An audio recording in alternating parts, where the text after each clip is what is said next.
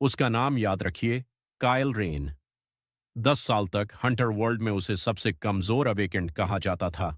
एक एनालाइजर, ऐसी क्लास जिसमें ना अटैक की पावर ना डिफेंस, बस इतना कि वो किसी मॉन्स्टर को देखकर उसकी कमजोरी बता सके।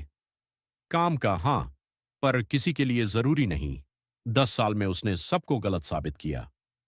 ई रैंक से एस रैंक तक पहुंचा, सिर्फ अपने एक ऐसे ओरिजिन स्किल की बदौलत जो किसी और के पास नहीं था। वो टॉप 5 गिल्ड्स में से एक का सबसे भरोसेमंद ह्यूंटर बना। उसी ने पहला एबिस गेट बंद करने वाला मिशन लीड किया और पूरी दुनिया को बचाया। और उस गेट के बंद होने के 40 सेकंड बाद उसी के वाइस कैप्टन ने अपनी तलवार उसकी रीढ़ में घोंप दी। असली कहानी अब शुरू होती है। कायल घुटनों के बल बैठा है, उसकी मणि, उसकी माना कोर, सब कुछ खाली हो चुका है। पर गेट बंद हो गया है, लहर रुक गई है। लाखों लोग कल फिर से जी उठेंगे, बिना ये जाने कि किसने उन्हें बचाया। वो ऊपर देखता है, राहत की उम्मीद में। उसे मिलती है सेरा वॉस की तलवार। कायल, सेरा, गेट बंद हो गया, हम जीत गए। सेरा वॉस, पता है। शुक्रिया कायल। सच में वो कुछ और नहीं कहती, जरूरत भी नहीं। उसके पीछे दो और गिल्ड मेंबर्स, जिन्हें कायल ने खुद ट्रेनिंग दी थी, जिनकी हर किसी के सामने जमानत ली थी, साय से निकलते हैं। उनमें से एक के हाथ में एक कंटेनमेंट क्रिस्टल है, वही जो किसी मरते हुए इंसान से उसकी ओरिजिन स्किल निकालने के काम आता है। एक ही पल में कायल को सब समझ आ जाता है। ये कभी दोस्ती नहीं थी, वफादारी नहीं थी, सिर्फ उसकी स्किल, वही एक चीज जो कभी उसकी कीमती थी। वो बस आंखें बंद कर लेता है। कायल रेन, एस रैंक एनालाइजर, अकेला ऐसा हंटर जो बिना किसी अटैक स्किल के टॉप रैंक तक पहुंचा, उसी गेट के फर्श पर मर जाता है जिसे उसने अभी अभी बचाया था। कहानी यहीं खत्म होनी चाहिए थी, पर नहीं होती। कायल हांफते हुए उठता है, दोनों हाथ अपने सीने पर, उस जख्म को टटोलते हुए जो अब वहां है ही नहीं। ऊपर की छत गलत है, पानी के दाग, वही दरारें। वो छत जो उसने 10 साल पहले 19 साल की उम्र में देखी थी, जब उसके पास ठीक से रहने के पैसे भी नहीं थे। उसके हाथ भी अजनबी लगते हैं, छोटे, बिना किसी निशान के, बिना 10 साल की तलवारबाजी के कट्स के, जो उसने कभी सीखी ही नहीं, क्योंकि एनालाइजर्स लड़ते नहीं। कायल, ई रैंक, लेवल 3। 10 साल की मेहनत, हर लड़ाई, हर निशान, अपने भविष्य की कीमत पर कमाई गई हर ताकत, सब गायब, जैसे कभी हुआ ही ना हो। पर यादें, वो पूरी तरह वही हैं। हर गेट जो उसने बंद किया, हर नाम, हर वो इंसान जो कभी उसे धोखा देगा। कायल, 10 साल। मेरे पास फिर से 10 साल हैं। वो रोता नहीं, जश्न भी नहीं मनाता। उसके चेहरे पर जो आता है वो इससे कहीं ज्यादा ठंडा और काम का होता है, किसी हिसाब लगाते इंसान का चेहरा। क्योंकि कायल रेन को वो पता है जो इस धरती पर और कोई नहीं जानता। उसे पता है कि अबिस गेट ठीक किस दिन दोबारा खुलेगा। उसे पता है कौन सा गिल्ड लीडर अभी से भ्रष्ट है।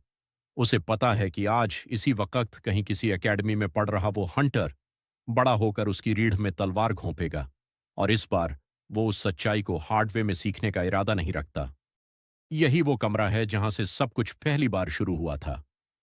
कायल को हर एक डिटेल याद है, यहां तक कि इंस्ट्रक्टर के वो शब्द भी, जिन्होंने उसे सबके सामने नीचा दिखाया था। इंस्ट्रक्टर हान, एनालाइजर, हूं, ठीक है, नीचे किसी के रास्ते में मत आना बच्चे। पिछली बार ये बात सालों तक चुभती रही थी। इस बार कायल मुस्कुराते मुस्कुराते रुक जाता है, क्योंकि उसे कुछ पता है जो इंस्ट्रक्टर हान को नहीं।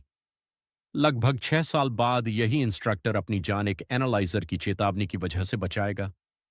बस कायल ने अभी वो चेतावनी दी नहीं है, टेक्निकली। कायल, फिक्र मत कीजिए, मैं रास्ते में नहीं आऊंगा। भीड़ में एक चेहरा है जिसे देखने के लिए कायल तैयार नहीं था। थकी हुई आंखों वाली एक लड़की, हीलर के बैच के साथ, जिसे बाकी सब पहले से ही नजरअंदाज कर रहे हैं, बिल्कुल वैसे ही जैसे कभी कायल को किया जाता था। आयरिस हान। पिछली जिंदगी में वो आज से 4 साल बाद एक साधारण सी रैंक डाइव पर अकेली मर गई थी, क्योंकि किसी को नहीं लगा कि एक कमजोर हीलर के लिए एक्सट्रैक्शन टीम भेजना जरूरी है। कायल उसे अभी नहीं जानता, ठीक से नहीं, पर उसे उसका नाम याद है, एक ऐसी रिपोर्ट से जो बहुत देर से पढ़ी गई थी। इस बार देर होने की गुंजाइश नहीं है। ग्रुप एक चमकती हुई रिफ्ट से गुजरकर ट्रेनिंग टियर गेट में दाखिल होता है। खतरा कम है पर असली है। यहाँ नए हंटर्स का मरना कोई नई बात नहीं, भले ही एसोसिएशन इसे मानने से बचता हो। कायल को ये गेट याद है, उसे हर मॉन्स्टर का स्पॉन पॉइंट याद है, यहां तक कि वो सटीक जगह भी जहां 10 साल पहले पहली बार दोयुन बेक के छोटे भाई की मौत हुई थी, क्योंकि किसी ने एम्बुश को वक्त पर नहीं पकड़ा। उसे याद है क्योंकि दोयुन बेक कभी इस नुकसान से पूरी तरह उबर नहीं पाया, और सालों बाद अपनी टूटन के साथ दोयुन ही अकेला इंसान होगा कायल के पुराने गिल्ड में जो उसे धोखा नहीं देगा। कायल आज सबको नहीं बचा सकता, उसके पास अभी ताकत नहीं, वो फिर से एक साधारण ई रैंक है, और अगर उसने बहुत जल्दी बहुत खुलकर कुछ किया तो वो खुद उजागर कर देगा कि उसे इतना कुछ कैसे पता है, पर वो ग्रुप को 10 फाइट बाएं जरूर ले जा सकता है। कायल, रुकिए, मुझे लगता है आगे फॉर्मेशन में कुछ गड़बड़ है, क्या हम इधर से घूम कर जा सकते हैं? इंस्ट्रक्टर, हान एनालाइजर घुमाना चाहता है। ठीक है, इसकी सुन लो। उनके पीछे ठीक उसी जगह जहां से वो गुजरने वाले थे, 3 कमजोर मॉन्स्टर्स छुप कर बैठे, एक पल की देर से खाली हवा पर हमला करते हैं, वहां जहां नए हंटर्स का ग्रुप खड़ा होना था। ग्रुप में किसी को अंदाजा भी नहीं कि वो कितने करीब से बच गए, किसी को नहीं, सिवाय कायल के और एक और इंसान के। दोयुन बेक, यहां 17 साल का, इस टाइमलाइन में अभी तक अपना भाई नहीं खोया। वो ग्रुप के पीछे खड़ा है, हैरान कि एम्बश खाली क्यों गया, उस अजीब ई रैंक लड़के को घूरते हुए जिसने बिना किसी वजह के उन्हें रास्ता बदलने को कहा। दोयून, इसे कैसे पता चला? अगले 10 सालों में बहुत लोग कायल रेन के बारे में यही सवाल पूछने वाले हैं, और इस बार उसके पास सच्चाई से बेहतर जवाब तैयार रखने का इरादा है, क्योंकि सच्चाई ही वो चीज थी जिसने उसे एक बार पहले ही मरवा दिया। 10 साल, इतना वक्त है कायल के पास, इससे पहले कि अबिस गेट दोबारा खुले और सब कुछ फिर से हो, वही लहर, वही जंग, वही धोखा, जब तक कुछ बदला ना जाए। उसके पास यादें हैं, उसके पास इस धरती पर किसी और के पास ना होने वाली 10 साल की हाइंडसाइट है। जो नहीं है वो है ताकत या रैंक या गिल्ड या किसी एक इंसान का भरोसा जो आगे चलकर मायने रखेगा। और कहीं बाहर, आज रात, अभी भी उस इंसान से सालों दूर जो वो बनेगी, एक 19 साल की लड़की है जो कायल जानता है एक दिन उसे मरते देखेगी और कुछ महसूस नहीं करेगी। कायल, सेरा वॉस, उसे अभी तक नहीं पता कि उसे चेतावनी देनी है, अपने साथ लानी है, या बस दूर से देखते रहना है। उसे नहीं पता कि कुछ लोग सच में बदले जा सकते हैं या कुछ धोखे बस होने ही वाले हैं, चाहे वो कुछ भी अलग करे। जो उसे पता है वो ये है, पिछली बार उसे इसका जवाब घुटनों के बल पीठ में तलवार ले मिला था। इस बार वो ये जवाब अपनी शर्तों पर ढूंढने का इरादा रखता है। अगली बार ऐशबॉर्न में कायल रेन अपनी पहली असली गेट डाइव करता है, 10 साल की यादों के साथ, पर बिना उस ताकत के जो उन यादों के पीछे कभी थी, और भीड़ में कहीं कोई और भी है जिसे उसका नाम पहले से याद है। Last time, Kale Ren went back 10 years, carrying a secret only he could possibly know. But in that crowd, there was someone else. Someone who already remembered his name. This time, keeping that secret won't be as easy as Kale thought. Today is his first supervised gate dive. Real monsters, real danger. Last time, Kale was just a scared kid walking in here. This time, he knows exactly what's coming. Every monster, every turn, every death. But knowing isn't enough. His body is still an E-Rank's body. None of the strength, none of the speed his memories are used to. Kale, today isn't about showing power. It's about walking out alive and making sure nobody suspects a thing. The real enemy today isn't the monster. Kale doesn't know it, but the moment he steps out with his gear, someone is watching him closely. The kind of attention no one gives an unknown E-Rank.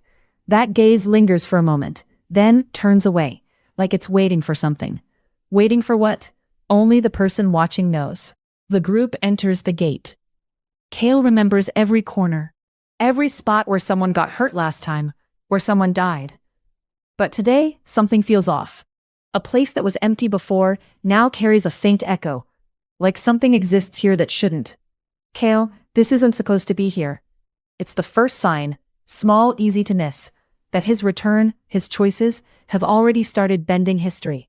And if history is shifting, his memories aren't as reliable as he thought they were. Then, without warning, it attacks. A monster larger than it should be, faster than it has any right to be. The group panics. This isn't the fight they trained for. Instructor Han, don't break formation, fall back. Kale has one moment, just one, to decide. Stay quiet and someone might die. Or do something that risks exposing exactly who he really is. Kale does something a normal E-rank analyzer shouldn't be able to do. In 1 second, he reads the monster's entire weakness. Too cleanly, too fast. Nothing like a first fight for a kid his rank. Kale, left leg, right below the knee. Hit it there. Nobody questions it. Fear makes them listen. The strike lands exactly where he said. The monster goes down. The group survives. But one person, standing a little apart, is watching Kale with a very different look on their face. Do-yoon Baek stands there in silence. This is the second time in a single day that this strange E-rank kid has done something with no ordinary explanation. Do-yoon, changing the formation the first time, now this. This isn't a normal new hunter. Kale knows he's shown too much. One more slip, and people are going to start asking questions. Questions he really can't afford to answer honestly. That night, as Kale leaves the academy, a figure steps into his path. Hood up, face half hidden, but something about the voice feels unsettlingly familiar. Stranger. Left leg below the knee.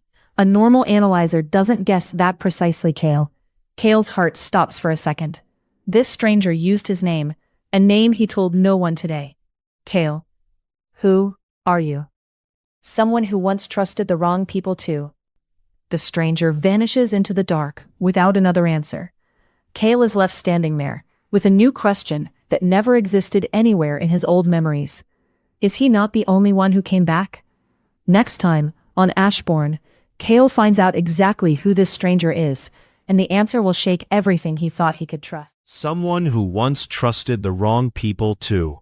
Those words won't leave Kale's mind. But tonight, he doesn't have time to chase a stranger's riddle. Tonight, he only wants to fix one thing, a mistake he corrected far too late the first time around. Iris Han, E-rank healer, a class nobody takes seriously, because a healer only looks useful once someone's already dying. In her guild, she's treated less like a teammate and more like dead weight. In his old life, that exact mindset got her killed, because when she got hurt, nobody bothered sending an extraction team. This time, Kale intends to make sure that never happens again. Kale knows today is the turning point. Today is the day Iris's guild leader cuts her from the team, calls her dead weight they've been dragging along. Guild leader, don't bring her on the next dive. We need real fighters, not a healer who can't do anything. Kale's fists clench. This is the moment. This is his chance to change it. Kale walks straight in. No plan, no rehearsed speech, just a decision. Kale, if you don't need her, I do. She can join my team. The room goes silent. An unknown E-rank kid who doesn't even have a team of his own is asking for another guild's healer. Guild leader, your team? You're an E-rank yourself, kid. What are you going to do with a useless healer? Laughter fills the room. But Kale doesn't flinch. He knows something nobody else does. That Iris's real potential hasn't even surfaced yet. Kale, you call her useless because you never gave her a real chance. Kale turns to Iris and does what an analyzer does best. He reads her hidden potential out loud in front of everyone. Kale, your healing isn't just about closing wounds. There's a resonance-type ability inside you, one that with the right training could amplify an entire team's strength. Nobody ever told you that, did they? Iris's eyes widen. For the first time, someone called her potential instead of Durden. But years of being overlooked don't disappear that easily. Iris, people have trusted me before and then left me behind. How are you any different? Kale doesn't have an easy answer. Telling the truth is impossible, but he doesn't want to lie either. Kale, I can't promise everything from here will be easy, but I promise this. As long as I'm alive, I will never leave you behind. You're not invisible to me. I know exactly what you're worth. Iris looks at his hand, then at his face. After a long silence, she finally reaches out and takes it. Iris? Fine. One chance. For the first time, Kale has a team. Small, but real. A step that never happened in his old life. But from a rooftop above, someone else is watching this moment too. Someone who might already know exactly where Iris Hahn's name appears elsewhere in history. Next time, on Ashbourne, Kale finally learns how that stranger knows so much, and the answer won't bring him the relief he was hoping for.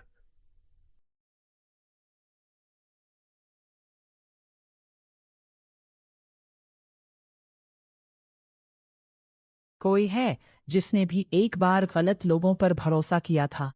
कायल ने बहुत सोचा, बहुत टाला, पर अब और नहीं। आज रात वो जवाब ढूंढने निकला है, चाहे वो जवाब कितना भी अच्छा या बुरा क्यों ना हो। वो उसे ढूंढता नहीं, वो पहले से वहां खड़ा है, जैसे उसे पता था कि कायल आज जरूर आएगा। अजनबी, मुझे लगा तुम्हें थोड़ा वक्त लगेगा हिम्मत जुटाने में। कायल रुकता है। इस बार वो चुप नहीं रहने वाला। कायल, अब बहुत हो गया खेल। तुम कौन हो और तुम्हें मेरे बारे में इतना कैसे पता है? अजनबी हल्के से मुस्कुराता है, फिर धीरे से अपना होड पीछे कर देता है। एक चेहरा सामने आता है, थका हुआ, उम्र से भारी, पर आंखों में कुछ बेहद जाना पहचाना। अजनबी, क्योंकि मैं भी वही मरा था कायल, बस बहुत बाद में। कायल के पैरों तले जमीन खिसक जाती है। कायल, बहुत बाद में मतलब? अजनबी, मैं तुमसे 15 साल आगे से आया हूं। कायल, मैंने वो दिन देखा है जब एबिस गेट दोबारा खुला, और इस बार वो सिर्फ एक कॉन्टिनेंट तक सीमित नहीं रहा। कायल की सांस अटक जाती है। उसे लगा था उसके पास वक्त है। उसे लगा था वो अकेला इंसान है जो भविष्य जानता है। वो गलत था। अजनबी, तुम्हारे लौटने से, तुम्हारे हर फैसले से टाइमलाइन पहले से बदल रही है। जो चीजें ठीक करने की कोशिश कर रहे हो, उनमें से कुछ तेजी से बिगड़ भी रही है। कायल को वो पल याद आता है। डंजन में वो अजीब गूंज, वो जगह जहां पहले कुछ नहीं था। छोटा सा इशारा जिसे उसने नजरअंदाज करने की कोशिश की थी। कायल, तुम्हें कैसे पता ये सब हो रहा है? अजनबी, क्योंकि मैंने वही गलतियां की थी जो तुम अभी कर रहे हो। मैंने भी सोचा था कि सिर्फ जानकारी काफी है। मैं भी गलत साबित हुआ। कायल को अपने पुराने गिल्ड की याद आती है। भरोसा करने की कीमत उसे पहले भी चुकानी पड़ी थी, एक तलवार से, अपनी पीठ में। कायल, मुझे माफ करना अगर मैं तुम पर आसानी से भरोसा नहीं कर पा रहा। अजनबी, अच्छी बात है, इसी वजह से तुम मुझसे अलग हो। अजनबी कुछ पल के लिए खामोश रहता है, जैसे तय कर रहा हो कि कितना बताना सही है। अजनबी, एक नाम याद रखो, द ब्रोकर। वही है जिसने तुम्हारे पुराने गिल्ड को भ्रष्ट किया था। वही है जो अबिस गेट के अंदर की किसी चीज से डील कर रहा है। कायल का दिल तेज हो जाता है। ये नाम उसने पहले कभी नहीं सुना, पर किसी वजह से ये सच लगता है। कायल, अगर तुम भविष्य से हो, अगर तुम इतना जानते हो, तो मेरी मदद क्यों नहीं करते? सीधे तौर पर। अजनबी, क्योंकि हर बार जब मैंने सीधे मदद की, वो मदद किसी और गलत मोड़ पर ले गई। इस बार मैं सिर्फ इशारे दे सकता हूं, बाकी फैसला तुम्हारा है। कायल को ये जवाब पसंद नहीं, पर उसे ये भी पता है, पहली बार वो पूरी तरह अकेला नहीं है इस राज के साथ। जब कायल पलटता है, अजनबी जा चुका होता है, जैसे कभी था ही नहीं। पीछे बस एक नाम रह जाता है, और एक सवाल जो पहले से भारी लगता है, द ब्रोकर। अगर ये सच में उसके गिल्ड के पीछे था, तो शायद उसकी मौत सिर्फ जाती नहीं थी, शायद वो किसी बड़ी साजिश का एक हिस्सा भर था। अगली बार ऐशबॉर्न में कायल पहली बार द ब्रोकर के नाम की तलाश शुरू करता है, बिना ये जाने कि वो तलाश उसे किस किस के करीब ले जाएगी।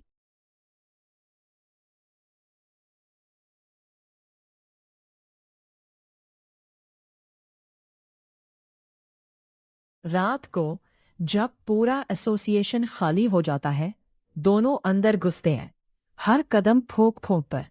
कायल को पता है कि अगर पकड़े गए तो ये सिर्फ मुसीबत नहीं, उसकी पूरी योजना का अंत होगा।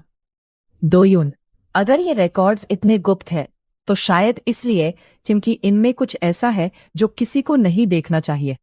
गहरे अलमारी में एक फाइल मिलती है, ज्यादातर काला किया हुआ, रिडैक्टेड, पर एक शब्द साफ नजर आता है, कायल द ब्रोकर। यही है, ये सच में मौजूद है। दिल तेज धड़कता है। ये सिर्फ एक अफवाह नहीं थी, ये कोई असली सुनियोजित चीज है, एसोसिएशन के अंदर तक। तभी दूर से कदमों की आवाज आती है, सिक्योरिटी पेट्रोल। दोयुन, छुप जाओ। दोनों सांस रोककर एक अलमारी के पीछे दुबक जाते हैं। रोशनी उनके पास से गुजरती है, बस कुछ इंच दूर से। आखिरकार गार्ड आगे बढ़ जाता है। दोनों बाहर निकलते हैं। दिल अभी भी तेज धड़क रहा है। दोयुन, अगली बार ऐसा कुछ करने से पहले मुझे थोड़ी बेहतर चेतावनी देना। कायल हल्का मुस्कुराता है, पर उसका दिमाग पहले से ही उस रिडैक्टेड फाइल पर वापस जा चुका है। दोयुन, कायल, सच में तुम कौन हो और तुम्हें यह सब पहले से कैसे पता होता है? कायल रुकता है। सच बताना नामुमकिन है, पर दोयुन ने आज जो जोखिम उठाया वो झूठ के लायक नहीं। कायल, एक दिन मैं तुम्हें सब बताऊंगा, वादा है, पर अभी नहीं, अभी वक्त सही नहीं है। दोयुन पूरी तरह संतुष्ट नहीं होता, पर वो और सवाल नहीं पूछता। घर लौटते वक्त कायल अपनी जेब में हाथ डालता है। वो फटा हुआ कागज का टुकड़ा जो उसने फाइल से चुपके से निकाला था, उस पर रिडैक्टेड लाइनों के बीच एक और नाम साफ लिखा है, एक नाम जिसे कायल बहुत अच्छे से जानता है। कायल सैरा वॉस, अगली बार एशबॉर्न में। कायल को पता चलता है कि सैरा का नाम इस फाइल में क्यों है, और जवाब उसकी सबसे बड़ी दुविधा बन जाता है। क्या वो उसे बचाए या उससे दूर रहे? द ब्रोकर, एक नाम जो पहले कभी नहीं सुना, पर जो किसी वजह से सच लगता है। कायल को पता है जवाब किताबों में नहीं मिलेंगे, वो हंटर एसोसिएशन के सबसे पुराने रिकॉर्ड्स में दबे होंगे, वहां जहां कोई ई रैंक लड़का जाने की हिम्मत नहीं करता। कायल अकेले रिकॉर्ड्स रूम तक नहीं पहुंच सकता। उसे किसी ऐसे की जरूरत है जिसकी थोड़ी पहुंच हो और जो सवाल कम पूछे। दोयुन बेग अकेला नाम है जो दिमाग में आता है, वही एक जो पहले से शक कर चुका है कि कायल कोई साधारण ई रैंक नहीं। कायल, मुझे तुम्हारी मदद चाहिए, और मैं जानता हूं मैंने अब तक तुम्हें पूरा सच नहीं बताया। दोयुन, मुझे पता था कुछ अजीब है तुम्हारे साथ। फॉर्मेशन बदलना, मॉन्स्टर की कमजोरी पल भर में पढ़ लेना, कोई साधारण ई रैंक ऐसा नहीं करता। कायल, मैं अभी पूरी कहानी नहीं बता सकता, पर मैं वादा करता हूं जो भी मिलेगा तुम्हें भी पता चलेगा। दोयुन लंबी देर तक खामोश रहता है, फिर सिर हिलाता है। दोयुन, ठीक है, पर अगर तुमने मुझे धोखा दिया?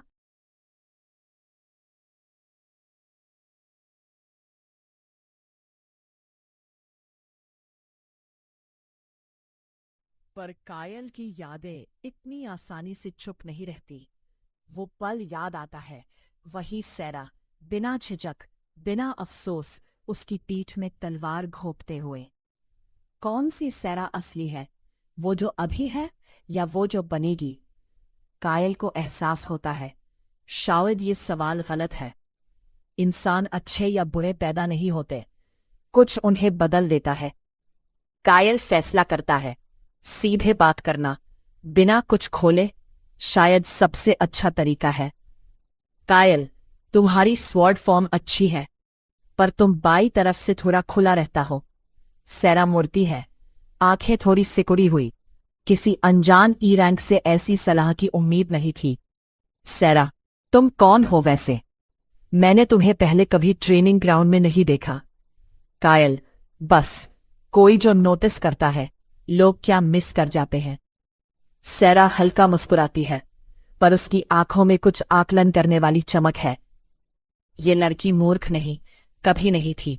बातचीत के बीच कायल कुछ नोटिस करता है, सैरा की जेब से हल्का सा झांकता एक कागज, किसी गिल्ड के नोटिस जैसा।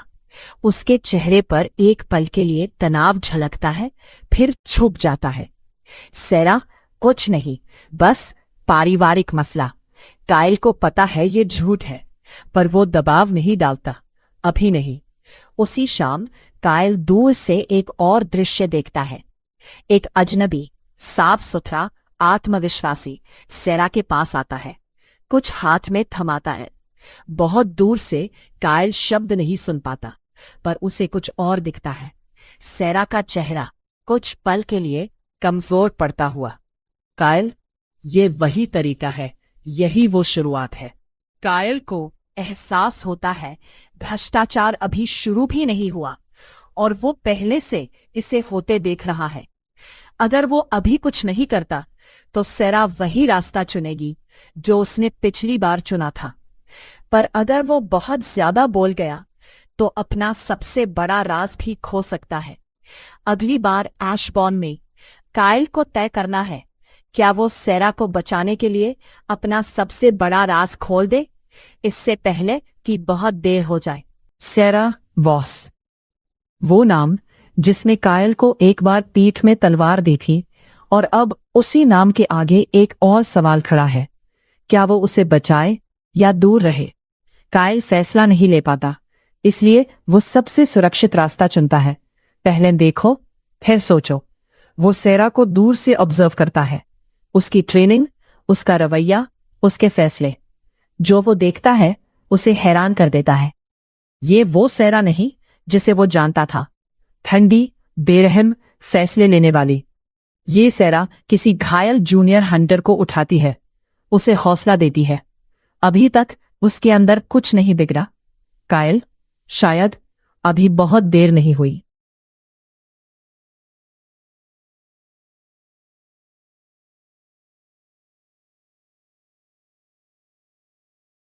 सच बोलना या चुप रहना।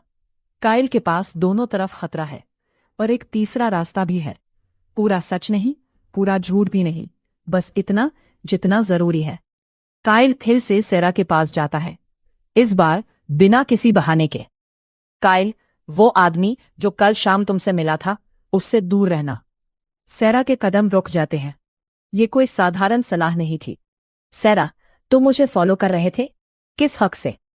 कायल, मैं सिर्फ देख रहा था, और जो मैंने देखा वो अच्छा नहीं था। सैरा की आंखों में गुस्सा और कुछ और भी है, शर्मिंदगी शायद। जैसे उसे पता है कि कायल सही है, पर मानना नहीं चाहती। सैरा, मेरी जिंदगी के फैसले मेरे हैं। सैरा की आवाज थोड़ी नरम पड़ती है। सैरा, तुम्हें नहीं पता ये कैसा लगता है। मेरे परिवार पर कर्ज है, हर महीने हालात बदतर होते जाते हैं। और वो आदमी, उसने मदद की पेशकश की। कायल का दिल भारी हो जाता है। यही वो वजह थी, हमेशा से यही थी। लोग बुरे इसलिए नहीं बनते क्योंकि वो बुरे हैं, वो बनते हैं क्योंकि कोई उनकी मजबूरी का फायदा उठाता है। कायल, मैं तुम्हें पूरी कहानी नहीं बता सकता, पर मुझे इतना पता है, जो मदद वो दे रहा है उसकी कीमत बहुत ज्यादा होगी, इससे कहीं ज्यादा जितना तुम सोच रही हो। सैरा उसकी तरफ देखती है, कुछ पल के लिए उलझन में। ये लड़का किसी और तरह से जानता है, पर कैसे वो समझ नहीं पाती। सैरा, तुम बात करते हो जैसे तुमने ये पहले देखा हो। सैरा, मैं तुम्हारी बात सुनती हूँ, पर मुझे अपना रास्ता खुद चुनना होगा। कायल, मुझे मदद चाहिए, चाहे वो कहीं से भी आए। वो चली जाती है, कायल को अकेला छोड़कर, उसी सवाल के साथ जो उसे कभी चैन नहीं देता, क्या शब्द कभी काफी होते हैं। उसी रात वो अजनबी वापस आता है, इस बार एक बड़ी पेशकश के साथ, कुछ ऐसा जो सैरा के सारे कर्ज एक झटके में खत्म कर सकता है। अजनबी, बस एक दस्तखत, मिस वॉस, इतना आसान है। कायल और इंतजार नहीं कर सकता, वो साए से बाहर निकल आता है। कायल, वो कागज मत छुओ। सैरा। अजनबी मुड़ता है, और उसके चेहरे पर जो आता है वो हैरानी नहीं है, पहचान है। अजनबी, दिलचस्प, मैंने सोचा नहीं था इतनी जल्दी किसी और बचे हुए से मिलूंगा। कायल का खून जम जाता है। बचे हुए ये शब्द किसी आम इंसान के मुंह से नहीं आता। कायल, तुम्हें रिग्रेशन के बारे में पता है? अजनबी हंसता नहीं, बस देखता है जैसे कोई शतरंज की चाल तौल रहा हो। अगली बार ऐशबोर्न में कायल को पता चलता है कि ये अजनबी द ब्रोकर के लिए काम करता है या खुद वही है। और सैरा दो सच्चाइयों के बीच फंसी अब पहली बार समझने लगती है कि कायल असल में कौन है।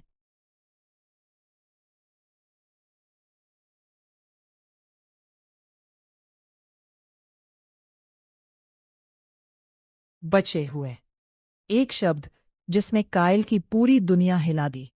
वो अकेला नहीं, कभी नहीं था। और ये अजनबी जो भी है उसे इससे कहीं ज्यादा पता है जितना कायल को पसंद है। अजनबी, मुझे सेरिन कह सकते हो। और नहीं, मैं वो द ब्रोकर नहीं, बस कोई जो उसके काम में दिलचस्पी रखता है। कायल का शरीर तना हुआ है, तैयार अगर हालात बिगड़े। पर सेरिन की आंखों में जल्दबाजी नहीं, सिर्फ मनोरंजन। सैरा, किसी को अभी इसी वक्त मुझे बताना होगा कि यहां क्या हो रहा है। दोनों आदमी उसकी तरफ देखते हैं। कायल के लिए ये वही पल है जिससे वो हफ्तों से बच रहा था। सेरिन, मैं रिग्रेसर्स ढूंढता हूं, मिस वॉस। जैसे कायल। तुम हैरान होगी जानकर कितने लोग समय में पीछे लौटे हैं और कितने कम इसे समझ पाए हैं।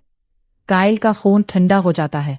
इसका मतलब है वो सच में अकेला नहीं, कहीं और भी लोग हैं इसी राज के साथ जी रहे। कायल, उसी अकेला छोड़ दो सेरिन, वो तुम्हारे किसी खेल का हिस्सा नहीं बनेगी। सेरिन मुस्कुराता है, हार नहीं मानने वाली मुस्कान नहीं, बल्कि किसी ऐसे इंसान की जिसे पहले से पता है कि खेल अभी खत्म नहीं हुआ। सेरिन, फिलहाल के लिए हम फिर मिलेंगे। कायल।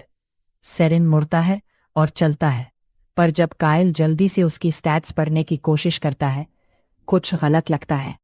नंबर धुंधले हैं, अधूरे, जैसे कोई चीज जानबूझकर उसे छुपा रही हो। यहां तक कि कायल की एनालाइजर आंखों से भी। कायल, वो मुझसे कहीं ज्यादा ताकतवर है। जब सेरिन चला जाता है, सैरा और कायल अकेले रह जाते हैं। सन्नाटा भारी होता है। सैरा, अब बहुत हो गया कायल, मुझे सच चाहिए, पूरा सच। कायल गहरी सांस लेता है। इतने हफ्तों तक उसने ये पल टाला था, अब टालने की कोई जगह नहीं बची।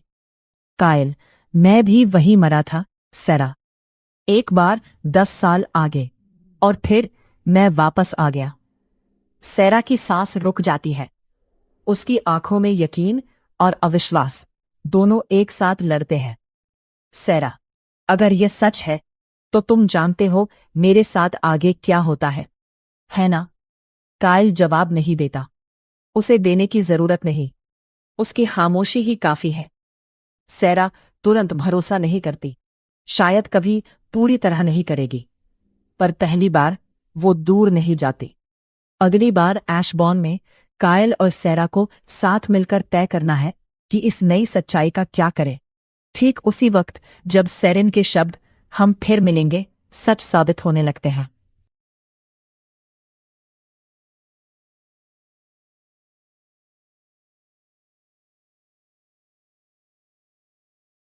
सच बाहर आ चुका है। अब सवाल ये नहीं कि सैरा को पता है या नहीं, सवाल ये है अब आगे क्या। न पूरा भरोसा, न पूरी दूरी, बस एक नई शुरुआत, बहुत सावधानी से। सैरा, तो तुम्हें पहले से पता है मैं आगे कौन बनती हूं, क्या करती हूं।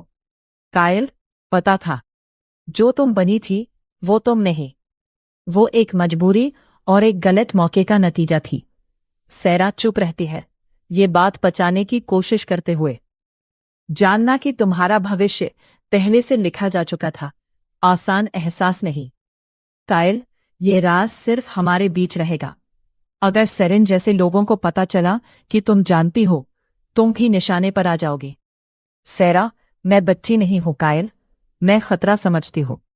पर उसकी आवाज में पहली बार कायल के लिए कुछ फिक्र भी झलकती है।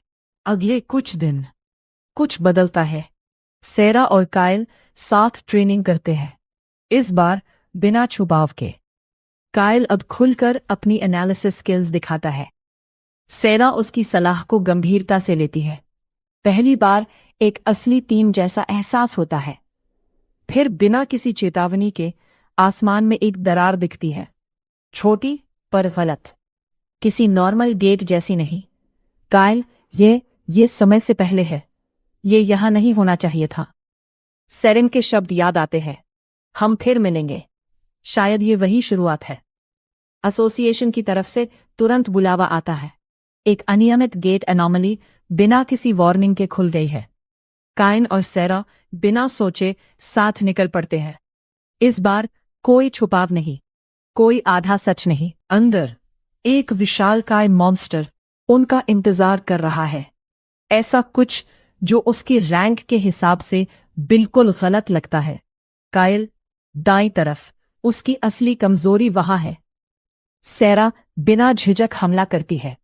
पहली बार वो सिर्फ कायल की जानकारी पर भरोसा नहीं करती, वो उस पर भरोसा करती है। साथ में वो लड़ते हैं जैसे सालों से एक टीम रहे हो। मॉन्स्टर आखिरकार गिरता है। दोनों हांफते हुए एक दूसरे को देखते हैं। कुछ नया, कुछ मजबूत उनके बीच बन चुका है।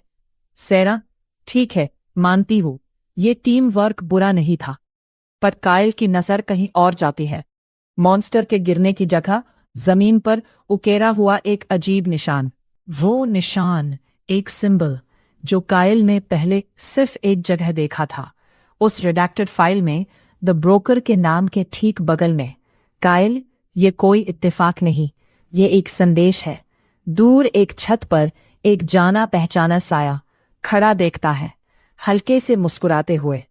अगली बार ऐशबॉर्न में कायल और सेरा को एहसास होता है कि ये लड़ाई कोई इत्तेफाक नहीं थी, ये एक टेस्ट थी, और सेरेन कहीं दूर से नतीजे देख रहा है।